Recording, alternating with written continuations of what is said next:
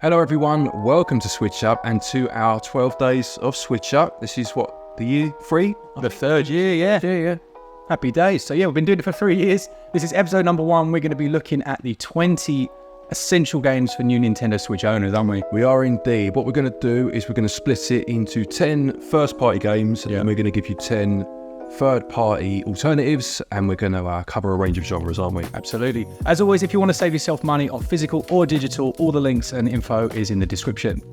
It is indeed. So which games would we say are essential for the Switch? Well, let's find out.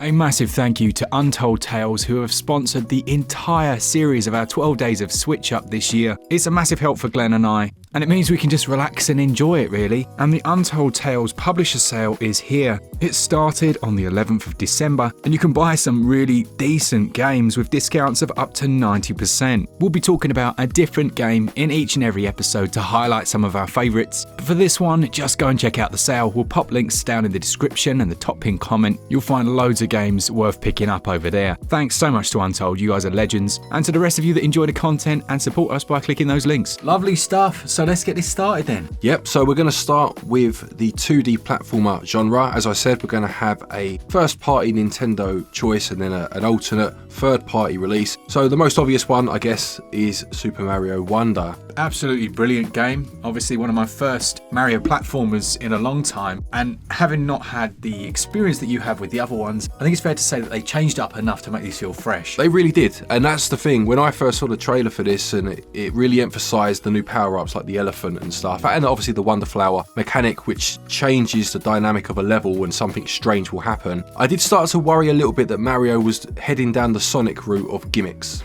and within a few levels it was so obvious that, that aside, which is fine, and I enjoy that part of it, but even if that didn't exist, just the level design itself is so much tighter this time round. It is, without doubt, the best Mario 2D game in a long time. I'm going all the way back to Mario World on the Super Nintendo, Absolutely. I think this is probably one of the best co-op games you can get as well on Switch. Yeah, it's funny with the co-op because you are right, it's a great game to play, but they did change it ever so slightly, which does affect less experienced players because you have to stay on the same screen, otherwise you lose a life. You don't just come back as a bubble.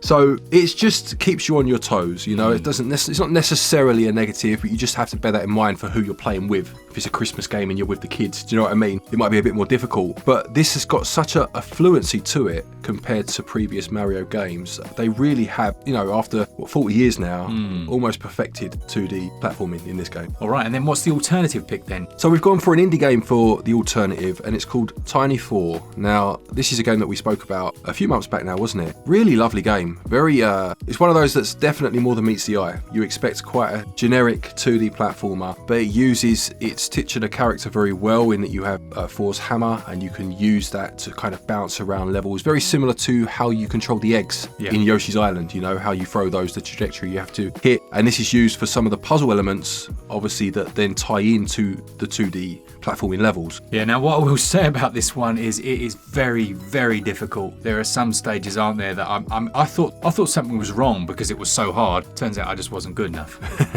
Yeah, no, it is tough. There are some extra stages as well, which do ramp that difficulty up, but they are exactly that. You unlock them, so you don't even need to touch them if you're not feeling it. But this was a very pleasant surprise. Very, very good game. Well worthy of a place on this list. Let's move on to 3D platformers now, and a lot of the Nintendo picks are going to be obvious. I mean, that's why we're doing an alternative pick as well, So for 3D platformers, we've gone for Super Mario Odyssey. Now, this came out way back, wasn't it? The first year of the Switch's life, 2017, I believe it was. And funnily enough, it was this year where I finally went back and finished it. I had a save file from 2019 that I'd kind of just left for whatever reason, and it was this year that I finished this game off. And this is a fantastic game. Yeah. Did it end well? Did it carry on and continue and keep up the same pace? Yeah, I mean, Nintendo can craft a great game. They know what they're doing in that front, and especially when it comes to Mario. And whereas the 2D games had gone a bit stale, and that's why Wonder was such a nice surprise, the 3D games haven't been quite so frequent over the years, and they always feel like a bit of an event when one turns up, And they've always managed, Nintendo,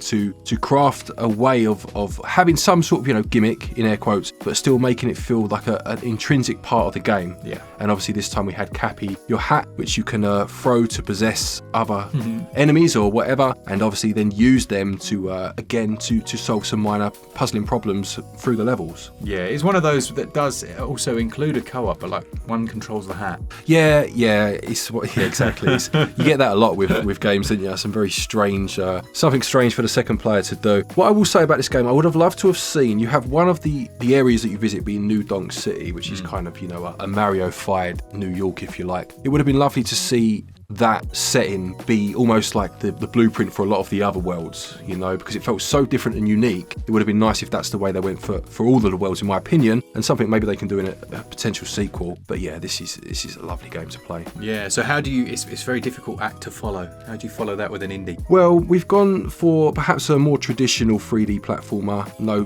gimmicks as such, and one that maybe, people might not have heard of. It's Song of Nunu, a League of Legends story. Yeah, I was saying actually before we started recording that I think these League of Legends games are some of the most underrated we've got on Switch. They just don't tend to get a huge amount of coverage. But then, in fairness, the publisher seems to just kind of release them. You don't have any build-up, nothing. They just suddenly appear. Yep, absolutely. And no one gets a chance to play them. Now, I played this Song of Nunu, a League of Legends story, and I was so impressed by how much heart it has in it. Some games they kind of force that level of heart, but the interactions between the two characters are brilliant. Like you have like a little snowball fight earlier on, he picks you up and throws you around. It has that like almost Pixar level of animation. Little animations in there that you don't expect to see in this style of game, where we're used to very rigid looking character animations and stuff like that. Yeah. So I was really impressed, and it came after a very bad game called Avatar. Do you remember the Avatar? Yes, I do. The last Airbender game that released. Yes. Just rubbish. It was, I hate to be negative, but it was so bad. And then this had a lot of the same elements and did it better. So yeah, it's really good. There are some more tricky puzzles that might be difficult for children. So yeah, I think maybe that's not their target audience. Maybe it's more mature. Yeah, it's funny with 3D platformers. I do feel as if, we've had 25 years of them, say now, and it's still a genre that just hasn't really been affected by so many companies. So many companies still struggle with it. So it's nice to see one that, as you mentioned, people might not have even realised was available, Absolutely. Right, we're going to move on to first-person shooters now. Now, for this one, for Nintendo, we've gone for Metroid Prime Trilogy. Obviously, this could have fallen under Metroidvanias as well. Yeah. But it's a bit difficult to pick a FPS for Nintendo, so we've gone with this one. In terms of its shooting, obviously it is a very big part of the game. It's very action focused despite being a Metroidvania at heart. And obviously back in the day when this first came out, you're talking early 2000s on the GameCube, it was revolutionary. Taking that Metroidvania genre that was still in its infancy, really. I don't think the term Metroidvania had even been coined by then. Yeah. Possibly, maybe just about. But then turning it on its head and making it a 3D game to start with, having you in a first-person view, but still having those moments where you morph into a ball and having the physics of having to navigate levels through that was incredible. It was nice for me because it was the first time I'd ever played it. Obviously, you'd spoken about it a lot over the years. Yeah. And I'd never had a chance to play it back in the day. And I was shocked by how good this looked. Yeah. This is one of the best looking games we got on Switch. Yeah. Even back then, obviously, the Switch version is a remaster / remake to some degree. But even back then, in terms of atmosphere and just stylistically, the way that you look through the visor and things like that, it was a breath of fresh air on so many levels, and it's a great game. Yeah, I need to finish this one, definitely. So what's our alternative pick? Well, you're kind of spoilt for choice with first-person shooters, third-party wise, but we've gone for Borderlands 3. Yeah, I think this is a fair one. Like, in terms of pure shooting, Borderlands, as we've just finished actually together in co-op, the first game, it is all about shooting. Yeah. They try and dress it up with a bit of story and whatnot, but it's about as deep as the old Monster Hunter stories, isn't it? You just kind of ignore it and get on with the shooting stuff. Sure. And Borderlands 3, I did a performance video on it, and it had like 60 FPS in certain areas, and I was like, what on earth? Like, way better performance than the ones we've played. And as far as the 3 games go, I really liked this one the most. The guns actually feel like they've got some meat to them. Yeah, some weight, yeah. And you probably know from the first one, it can feel a little bit like you're shooting and then they might explode, but there's no real meat. Yeah. And as far as pure first-person shooting goes, Borderlands is right up there on the Switch, I'd say. Nice, lovely. Well, again, the next one, JRPGs or traditional turn-based RPGs at least. Another one where you're kind of spoiled for choice. In terms of first party Nintendo, or at least published by Nintendo, now we've gone for the newer released Super Mario RPG. It was a toss-up between this and Pokemon Arceus. I think they're both very good games. I really enjoyed that one actually. We've gone for this one just for the sake of variety, as it's a newer release. Now this is a remake of a game that came out in 1996. Now what I will say about this game, having played it and finished it recently and not played the original because it didn't come out over here, is that it is very simple in terms of its mechanics these days.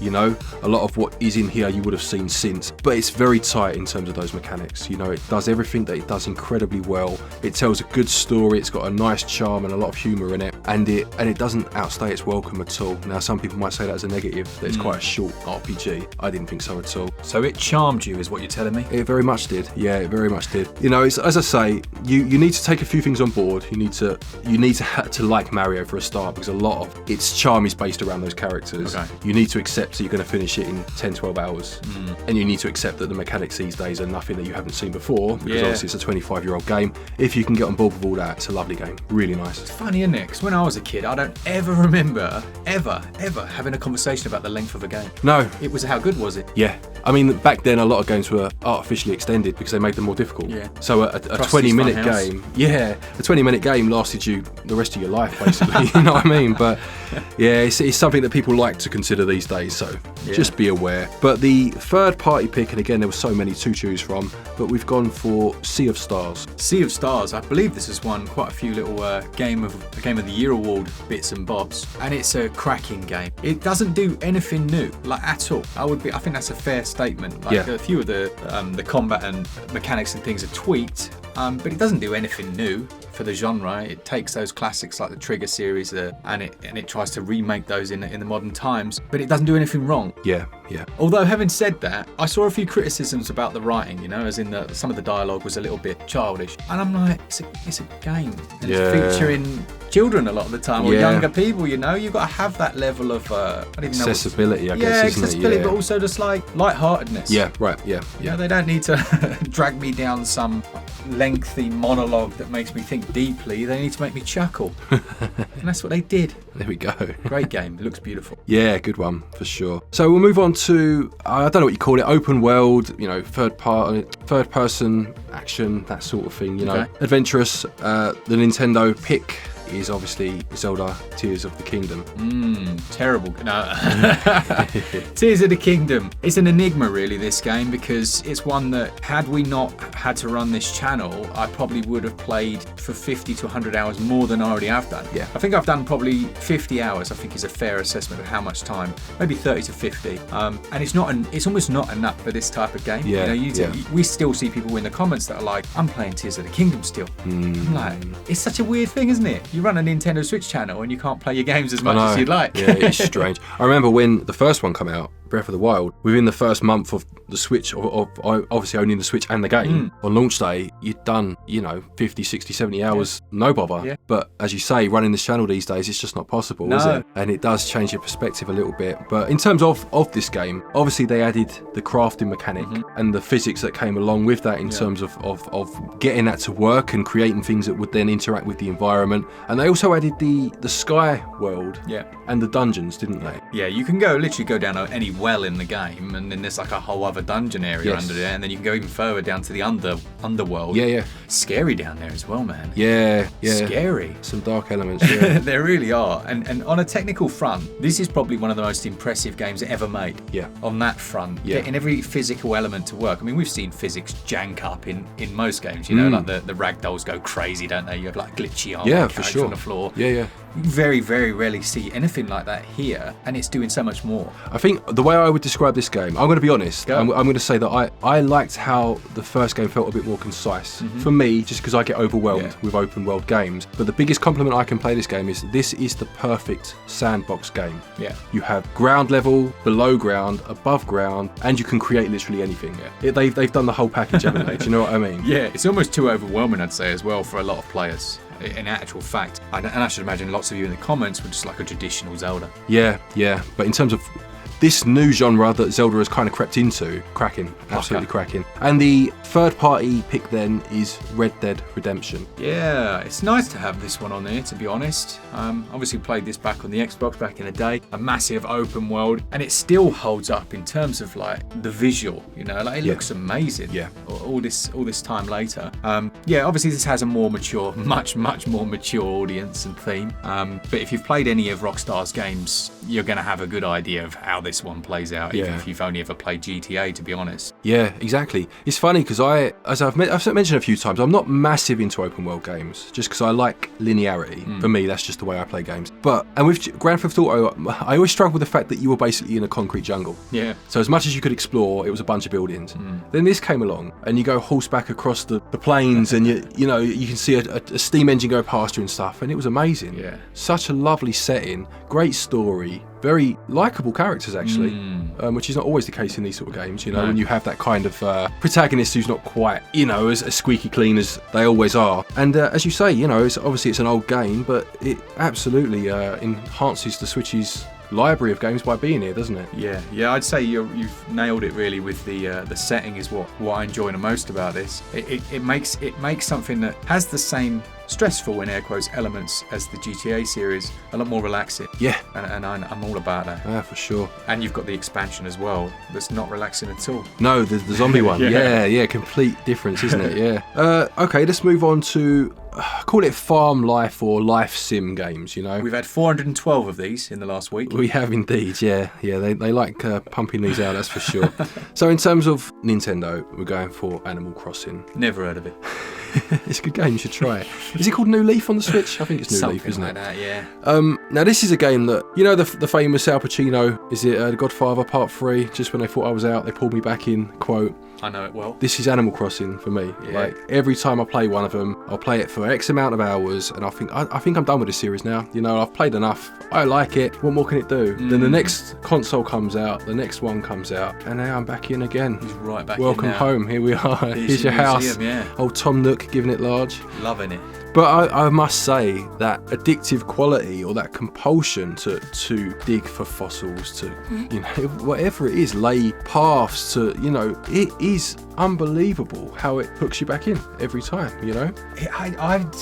It's never got me. But then maybe that's What the have I difference. missed? I don't think you've not necessarily missed anything, because if it's not for you, it's not for you. But maybe this is where I just mentioned about open world for me is too much. Yeah. Having a plot of land that's not huge and you can just dither about and do what you want to do. Yeah. Maybe that's just, for me, that's just what that world's big enough. Yeah. Do you know what I mean? But I think this game's great and I really do enjoy it. It's the sort of game you can lose so many hours into, you know? And they do update it every so often with like seasonal bits and bobs and what have you. I haven't played it for a while. Again, as you say with the channel, it does keep you away from games you would play more otherwise. But yeah, lovely game. And then for the third party pick, so this is more traditional farm sim as opposed to life sim, but we've gone for an obvious one here with Stardew Valley. Yeah, we've got, obviously, you could easily argue that we've had so many this year. You've got things like My Time at Sandrop. Let's be honest, it released in a bit of a state. You've got Faith Farm, which in my opinion didn't live up to the hype. Those are options, both okay options. But you just can't beat Stardew Valley. And for an essential games list, I mean, Stardew Valley is the essential farming sim. I think that's exactly it. You know, a lot of the other farm sims have something that's a little bit niche to them. Yeah. They either have a combat element like Harvestella, or they are the Story of Seasons games that have aged, you know, potentially not aged as well as other games, or have something about them that is a bit niche, as I said. You've got things like Miniko's Night Market that I know you really enjoyed, but again, it's not straight out farm or life sim. There's other bits to it. Yeah. This one I think is just the most pure option that you could recommend to almost everyone, blanket style, you know? Absolutely, yeah, and I think it still holds up. They added in co-op in the last couple of years that you can do, and it's brilliant. Split screen. Metroidvania's next. We mentioned them briefly earlier, and obviously we didn't pick Prime here. That's not That's not a sponsorship for Logan Paul stream, is it? That's not indeed, no. But we have gone for Metroid Dread, which was a more traditional Metroidvania. if you like, being side-on, very much following the path of the older Metroid games, you know. Now, I loved this game, I must say. You know, I'm not really for Metroidvanias as much anymore, just again due to time constraints. This one, for me, just nailed it. It just hit all the right notes. It did everything I wanted it to do. It added the inclusion of those robots that kind of tracked you down and you had to hide. I know some people didn't like that. I didn't mind it, I'll be honest. Obviously, I played Metroid Fusion back in the day, which had a similar mechanic where you had the, I think it was called the SAX robot that chased you every so often. Yeah. This kind of took that idea and ran with it and increased it a bit. And I thought they worked quite well. Perhaps overused slightly, but not to the point where it was irritating for me. But it could be something that annoys other people, so just be aware of it. But just in terms, again, of level layout and map design, I just thought it was spot on, you know, and it taught you everything you needed to know. So when you got to that final boss, which was he was tough. He didn't muck about. If you taken those little points on board, by that point you were ready to take them on, you know. Now, behind the scenes, I've recently played a game that I can't mention the name of that is a Metroidvania as well, but it's interesting to see and hear that they've actually taken on a lot of the elements from Metroid Dread. So, you know, despite all these years and the amount of different versions of this genre we've had, it's they're clearly still setting the bench in certain, you know, setting the, you know what I mean? They're setting the yeah, I know what you mean, like trailblazing sort of thing, exactly. isn't it? Yeah. I mean, in terms of traditional Metroidvania, for sure, you know, and that kind of takes us on to the third party pick, a game that almost trailblazed a different way, and that's Hollow Knight. Yeah, again, we've had a load of other ones. I would have liked to have, I'm going to shoehorn Blasphemous 2 in there. I think that's one of the best we've had this year. But in terms of essential games, absolutely Hollow Knight. And I'm kind of sad that we can't sit here and say Silksong. Yeah. And I'm sure loads of people are, and I know we're kind of tired of talking about it, but it should be here by now. So, I mean, Switch's life is almost at its end. Next year's going to be the year, but Hollow Knight still holds up. It's still one of the cheapest Metroidvanias we've got on Switch. It's like £10 something. Yeah, it's unbelievable value. Crazy. Yeah, it really you is. can complete it in 20 hours, which again is double what we've just spoken about for the previous one, but you can also get 100 hours out of it. Yeah. And it's quality if you like it, but on the same page, it's difficult to get into, and the mapping system, not everyone likes it. You have to find the maps and you can get lost quite a bit. It's not a perfect game, but it's very, very, very good. What I will say, I haven't played it. Obviously, I've said that before. I will play it. Don't get me wrong. I will play it. It's a running joke, that. Yeah, I don't think it will be for me as much, just because I have a very particular style when it comes to Metroidvania. But I 100% applaud them in a time where it was so easy to copy the homework of other games. Exactly right. For taking it a different way. You know what I mean? That's exactly what they did. Yeah. Right, fighting games next. Now, I know this is not a genre that you dabble in much. Oh, I dabble, boy. You dabbled, yeah? You like a dabble every so often. So for the first party, we're going for Super Smash Brothers. Now, what's that? Oh, he dabbles. Now, I'm going to be honest. I'm not a big Smash Brothers fan. Not because I don't think it's a good game, just because I'm not into those kind of, I don't know what you call it, like all against all manic brawler type fighters. I grew up in the arcades. Street Fighter, you know, so my idea of a fighting game is slightly different. Having said that, what I love about Smash Brothers is how accessible it is on a surface level, and just how technical it can be if you want to keep going, you know.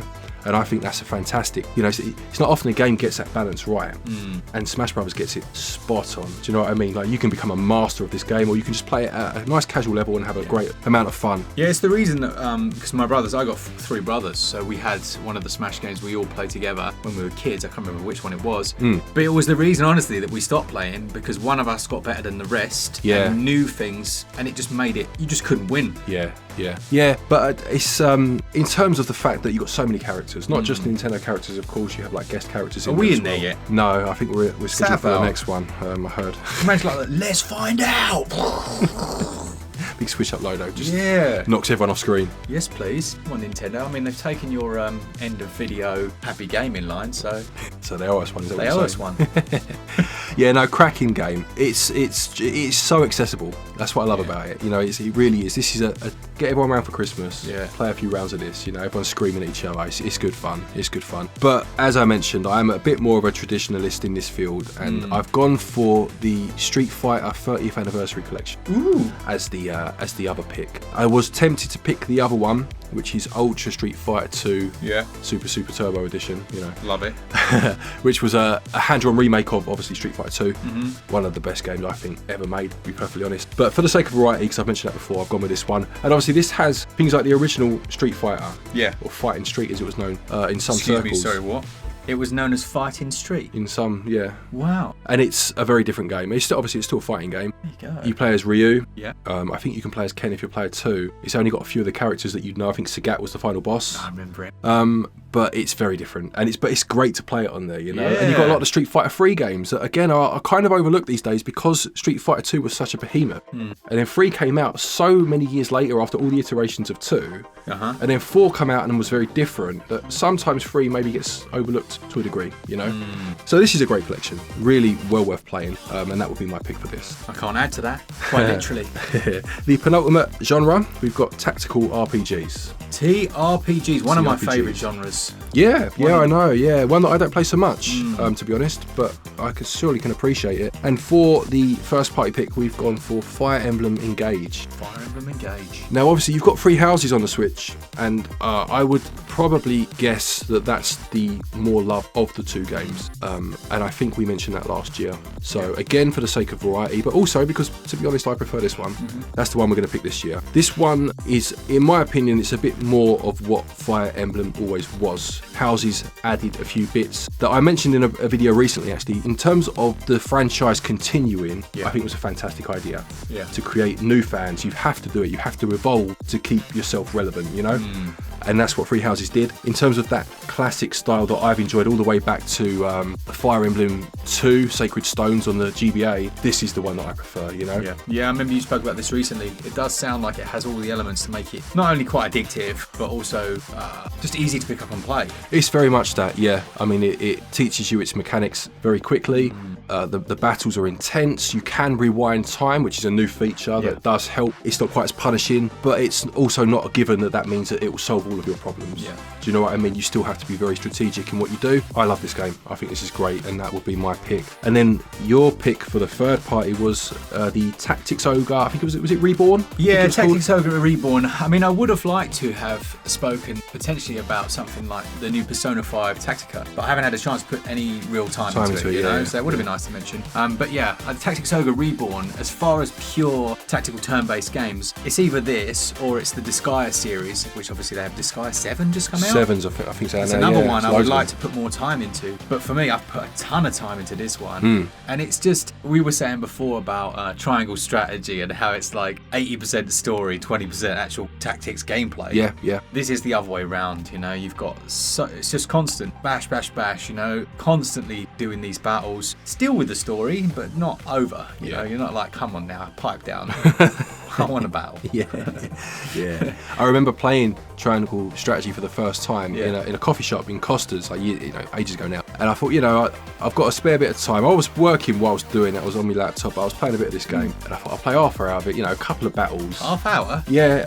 Honestly, it was exactly where it was. Half an hour was half a conversation. My coffee had gone cold. I hadn't had a battle yet. Do you know what I mean? But yeah, still a great game. I'm not knocking it, but yeah, I need a bit more action to be honest. And then finally, we've got third-person shooters. I mean, this is slim pickings for first party, it must be said. But we've gone for Splatoon 3. Yeah, I don't think personally they did enough with Splatoon 3 for me to warrant it from 2. Warrant it from 2. Yeah. I can pick up 2 and not know I'm playing 2 half the time. Yeah, I thought it was a strange choice to release a new game so quickly. Yeah. Because the first Splatoon came out right towards the end of the Wii U's life and was a huge success. That with Mario Maker on a console that didn't do very well. Yeah. So I fully expected a Splatoon 2 and a Mario Maker 2. Yeah. And we got both. I didn't expect a Splatoon 3 on the same system. No. No, and look, that's not, it's on this list for a reason. Yeah. Because it is the absolute tippity top, and the series is very, very fun to play. Predominantly for me in multiplayer online. Yeah. It's not that different from the last game. If you're picking one of them, pick this one. Yeah. But yeah, great game.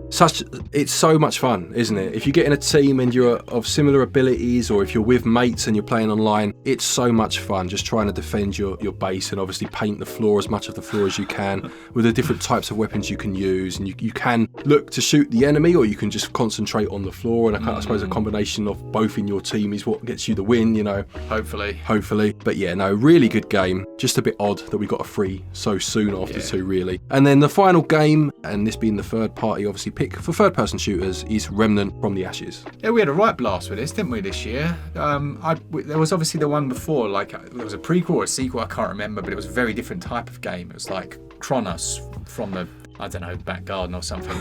And this one is very much a shooter. Like really, you can co-op with up to 4 of you. It has a weird roguelike shifting element to the levels, which I didn't really realise that the levels actually change, the layouts and things change. Yeah. So you can face bosses that other players won't, and vice versa. Find items. Like I found like a magnum early on, didn't I? That like no one else found for the entire thing, and that thing was beastly. Yeah. It was a great game. I mean, it really was, wasn't it? I would have been quite happy for them to take out, as weird as this is, a lot of the levels and just have a boss rush game, because the bosses were the highlight for me. A lot of the A to B was fine. It was fine. But I would have just happily got into those boss fights because they were great. It was so much fun, so difficult, stupidly difficult. I think what Glenn is forgetting, I think we spent 2.5 hours repeatedly fighting this one boss. It was so stressful that the in-between stuff gave us a chance to kind of get over the PTSD of it all. Maybe, but in hindsight, or not in hindsight, but you forget the bad bits sometimes, don't you? You know what I mean? Like, can you imagine if we went from that to that to that? We'd be like, I'd be hating it. I'd be cursing. Terrible. Yeah, but at the same time, I loved them. You know. But it was funny, wasn't it? It was at the boss where you could have avoided the battle completely, or was that? Yes, no. It was that. It was on that bridge, and it came from both sides. And they kept, it was hellish. It was awful. But you could have just given an item in and avoided the boss fight completely, but we didn't bother. No. Or was that a different one? No. There's been at least two bosses. Haven't there? 2 bosses. Yeah, the bridge one was the worst, but there was another one. I took the thing, didn't I? Yeah, you were assigned. They asked you to go and get an item. No. Yeah, and we got like a piece of armor we didn't even use, and then because of that, we had to fight this boss, and it was horrendous. Oh man! But good fun, a lot of fun, really good game. I traded it with a little fellow on the corner, didn't I? Yep, little fella. Yep. So there we have it. That is our 20 essential games for new Switch owners, and we also have a bit of a giveaway going on, as we mentioned at the start of the video. We do indeed. So someone has very kindly actually donated a Nintendo Switch OLED to the channel for us to give away for Christmas, which is lovely. Thank you very much to them. What we're going to do is at the end of the 12 days, obviously we will give that away. So just be active in the comment section across these 12 days. Comment on the videos, anything really, something positive would be nice. Do what you got to do, and then we will give that Switch away. Lovely. Let us know in the comments what you thought of this one, what are the essential games that you'd recommend to other people. And as always, just a big thanks to our Patreons and our members. Yeah, for sure. Don't forget, if you want to save some money, you can go across to our website, switchup.gg, and you can get your eShop cards from there. You get yourself 5% back in cash back. You can use that obviously against future purchase, and then you get yourself another 5% off if you use the code SwitchUp. Yeah, lovely. I'm not going to do the outro. He's not going to do the outro. Okay, thanks very much. Take care, and until next time, which will be tomorrow for day 2, happy gaming.